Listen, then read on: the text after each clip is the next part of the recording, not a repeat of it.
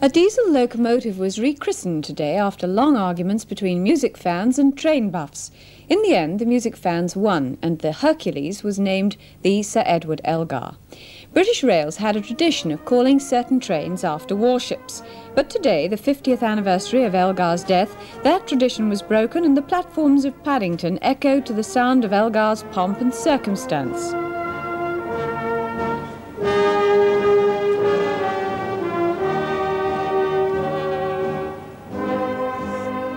Presiding over the victory was the conductor Simon Rattle, who unveiled the controversial nameplate.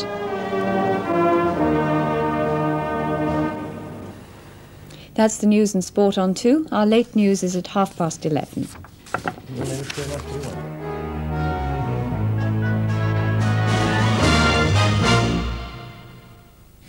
Well, let's take a look at the weather now. It'll be a cold night with temperatures hovering close to freezing in many places except northern Scotland.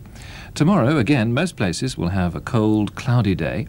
It'll feel particularly cold in southern England, where there'll still be a strong easterly wind. Some snow flurries are also likely, especially in East Anglia, southeast and central southern England, where there could be a light covering of snow on the hills.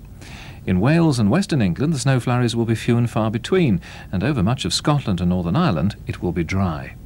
Temperatures tomorrow will range from 3 centigrade, that's 37 Fahrenheit in southeast England, to 8 centigrade, 46 Fahrenheit in the Hebrides and Shetland. That's the weather. Starting tomorrow on BBC2, Wales, Wales, a 6-part series about the Welsh. Historian and presenter Di Smith begins by examining the complexities of the modern Welsh identity and challenges some of the popular assumptions about his fellow countrymen. The real Welsh speak Welsh. In which case, 80% of the people living in Wales aren't really Welsh. We don't speak the language. By and large, the Welsh are a chapel-going people. Well, Sabbath is gone. It's just any other day of rest now. Any old weekend. Well, they play rugby in Wales anyway. Everybody knows that. Yes, it's true. But more people in Wales play soccer than play rugby. We can stroll through our past as if it was just a fantasy, an unthinking pastoral idyll among the disappearing sites of an old industry. But we need imagination to remember it was the struggle of people in that past that made homes out of mean terraces, a community out of an accident. Wales, Wales, tomorrow at 5:10 on BBC2. Well, as you may have heard in the news, one of England's greatest composers, Sir Edward Elgar, died 50 years ago this month.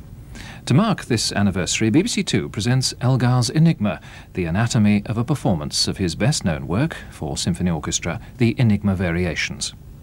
Cameras take us behind the scenes to watch the American conductor Leonard Bernstein building up his interpretation with the BBC Symphony Orchestra.